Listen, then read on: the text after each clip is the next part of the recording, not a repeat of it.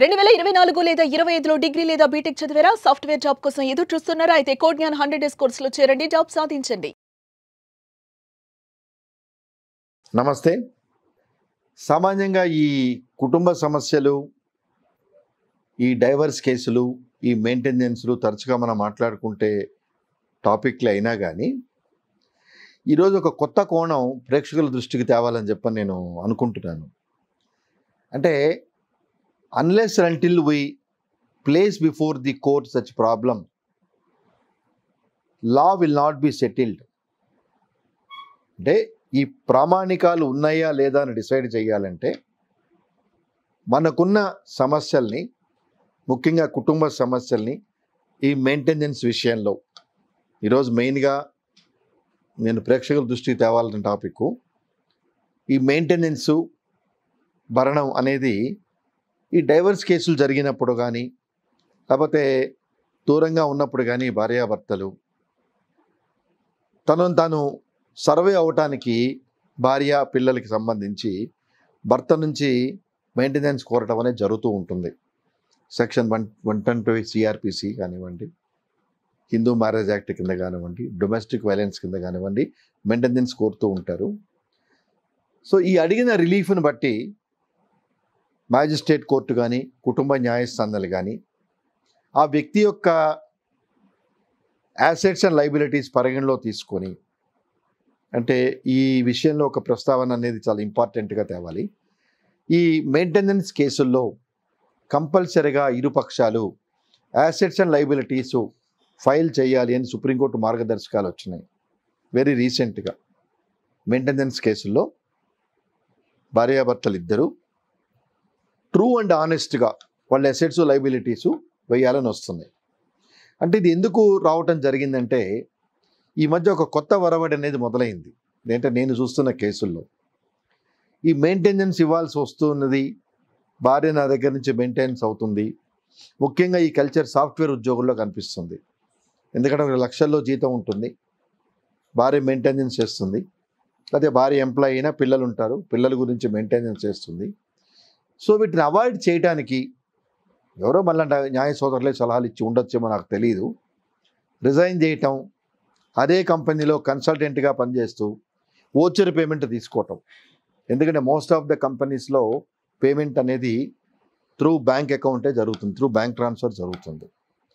So వీళ్ళు ఏం చేస్తారంటే, అంటే పెళ్ళి అయినప్పటికీ భర్త ఎక్కడ పనిచేస్తాడు, శాలరీ ఎంతో భార్యకు తెలుసు కాబట్టి చాలా సందర్భాల్లో ఈ భార్య అతని ఎంప్లాయ్మెంట్ డీటెయిల్స్ ఫైల్ చేయడం జరుగుతుంది.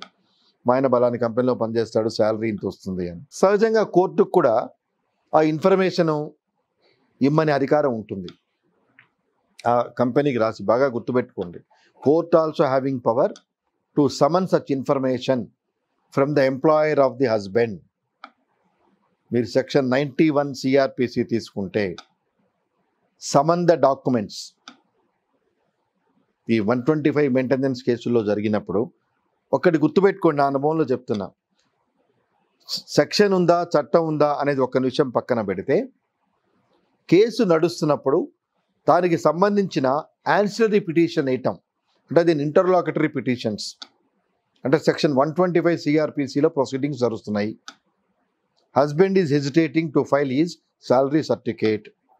ఆ టైంలో there is no prohibition, section 91 CrPC summoning of the documents అనే వెసులుబాటు కోర్టుకు పవర్ ఉంది. అంటే ఈ సమాచారం ఎవరి హ్యాండ్ ఓవర్లో ఉంది అని కోర్టు భావించినప్పుడు, లేదా మనం కోర్టుకు తెలియజేసినప్పుడు ఆ సమాచారాన్ని కోర్టు ముందు పెట్టమని ఆదేశించే అధికారం ఆ కోర్టుకు ఉంది. అలాగే 125 సిఆర్పిసి మెయింటెనెన్స్ వేస్తున్నప్పుడు శాలరీ పర్టికులర్స్ హస్బెండ్ సమర్పించకపోతే court can summon under 91 CrPC. బాగానే ఉంది. అతను జెన్యున్గా ఉద్యోగం చేస్తూ శాలరీ తీసుకుంటూ ఉంటే డెఫినెట్గా మేనేజ్మెంటు అతనికి కోర్టుకి డాక్యుమెంట్ సమర్పిస్తుంది.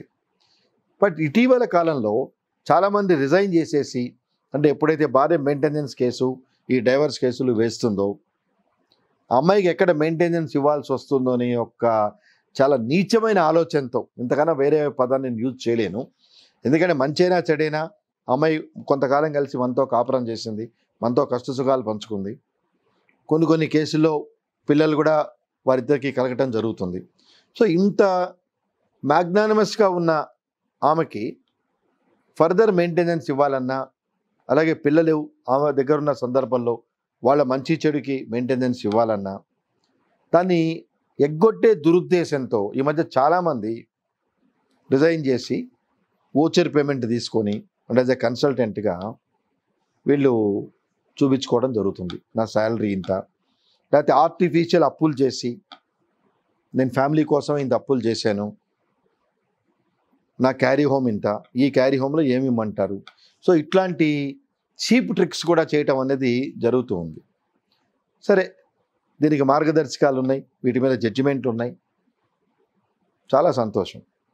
అలాగే కోర్టు డిసైడ్ చేస్తుంది. కానీ కోర్టు డిసైడ్ చేసిన అన్ఫార్చునేట్ ఆ ఫలాలు ఈ భార్య పిల్లలకి దక్కవు. ఎందుకంటే దీని మీద మళ్ళీ వాళ్ళు ఉన్నత న్యాయస్థానానికి వెళ్ళటం, ఉన్నత న్యాయస్థానాలు కొన్నిసార్లు దాన్ని మాడిఫై చేయటం, అంటే modify maybe either reduction or enhance the maintenance.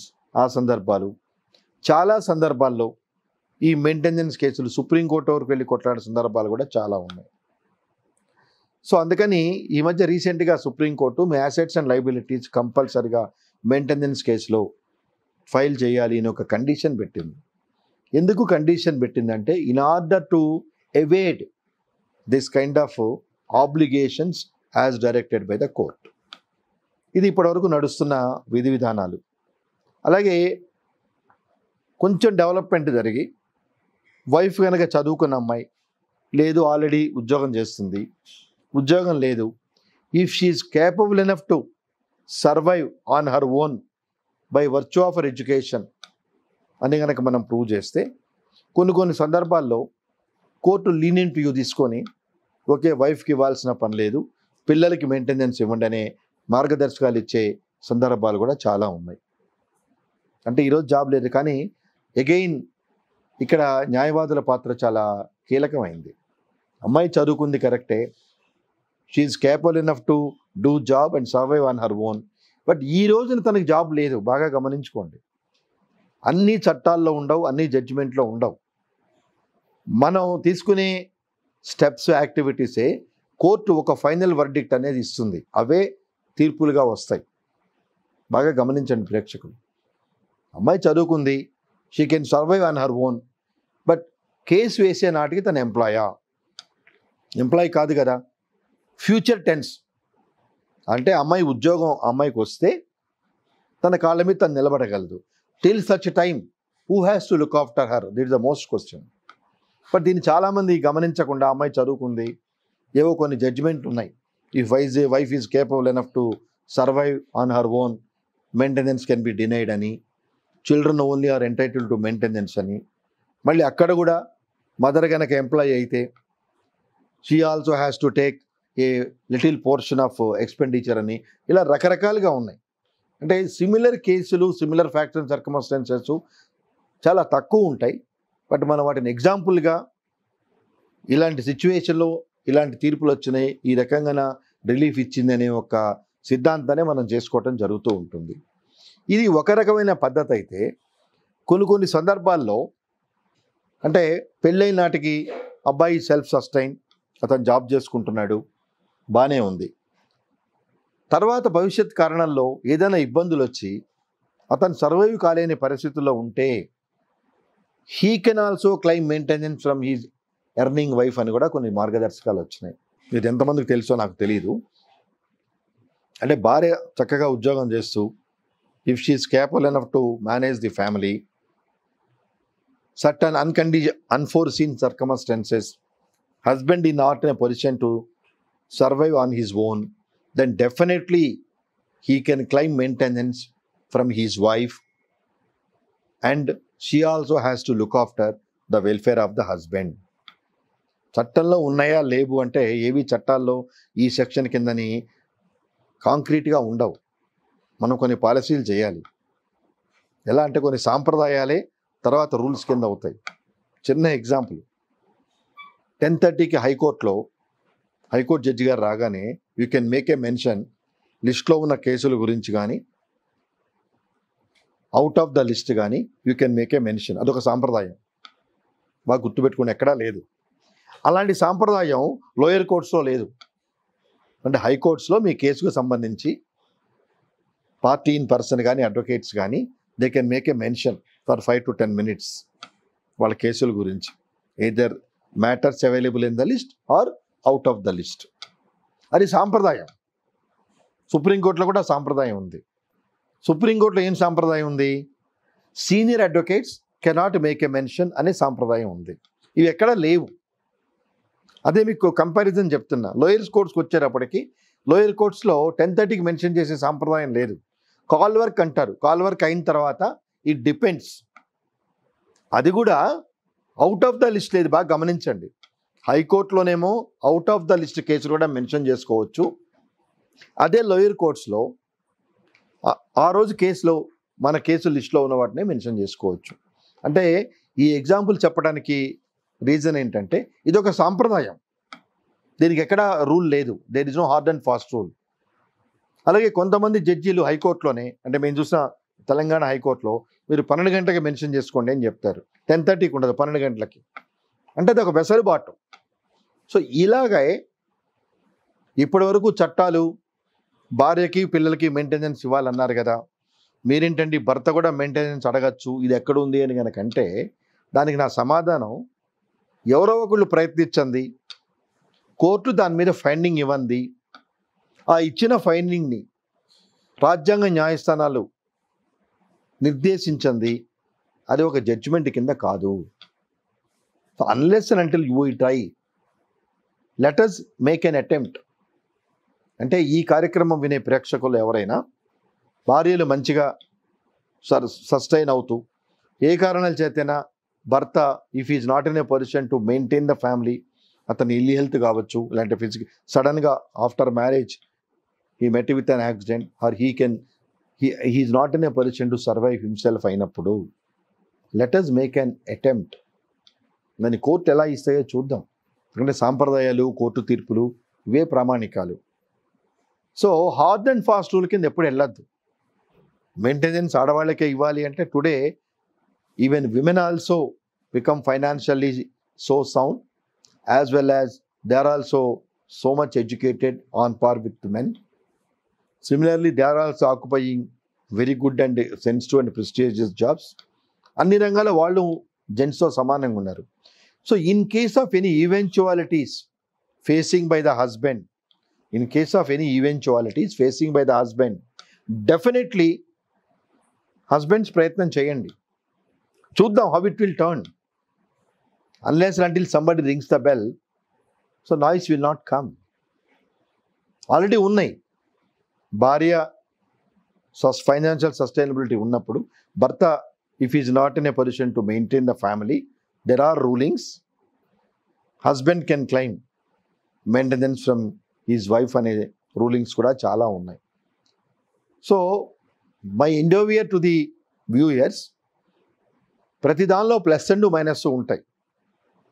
ఇప్పుడు ఈ రోజు వరకు ఓన్లీ భార్యల్ని అరెస్ట్ చేస్తేనే చట్టాలు ఉన్నాయి, అఫీషియల్గా ఉన్నాయి. ఇండైరెక్ట్గా over a period of time భర్తలు హెరాస్ చేసే చట్టాలు కూడా రావచ్చు. We do not know. Domestic violence లేదు 2005 వరకు. డొమెస్టిక్ వైలెన్స్ వచ్చింది. So domestic violence it is a very good law. So victims are slowly getting their redressal. So similarly, there is every possibility we do not know. అలాగే భార్య బాధితులు కూడా relief వస్తుంది అనేది ఉందేమో మనకు తెలియదు, బట్ చాలా ఉన్నాయి. సో దీన్ని కంటిన్యూగా, అంటే ఇప్పుడు మనం ఈ రిలీఫ్ వస్తుంది అంటే ఈ రిలీఫ్ వచ్చే అవకాశాలు ఉన్నాయి. అలాగే ఐపీసీలో కొన్ని సెక్షన్లు కూడా భర్తలు భార్యల నుంచి ఇబ్బందులు ఎదుర్కోవటానికి తగిన మెకానిజం కూడా కొన్ని సెక్షన్స్ చెప్తాయని చెప్తూ దీని కంటిన్యూయేషన్గా, అంటే ఇది మెయిన్ టాపిక్. భర్తలు హెరాస్మెంట్ చేసినప్పుడు భార్యలకి ఎలా 498 డొమెస్టిక్ వైలెన్స్ ఉన్నాయో, సిమిలర్లీ ఇండియన్ పీనల్ కోడ్లో కూడా భార్యలు హెరాస్మెంట్ చేసినప్పుడు భర్తలు కూడా they can take remedies in accordance with law అనే విషయాల్ని నెక్స్ట్ కార్యక్రమంలో మాట్లాడుకుంటూ నమస్కారం. సుమన్ టీవీలో మీ పర్సనల్ అండ్ బిజినెస్ ప్రమోషన్స్ కోసం కింది నెంబర్కి కాంటాక్ట్ చేయండి.